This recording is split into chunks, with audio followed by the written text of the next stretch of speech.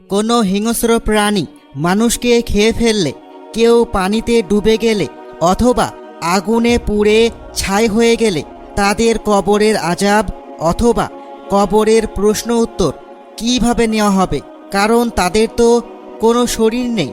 মৃত্যুর পরে রূহ যেখানে থাকবে সেখানেই সওয়াল জবাব হবে, সেখানেই সে আযাব ভোগ করবে।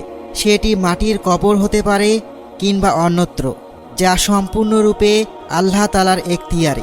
মূল কথা হলো, আমাদের শরীর ধ্বংস হলেও রুহের বিনাশ নেই। তাই কবরে সওয়াল জবাব এবং আযাব সব কিছু রুহের মধ্যে ঘটতে থাকবে।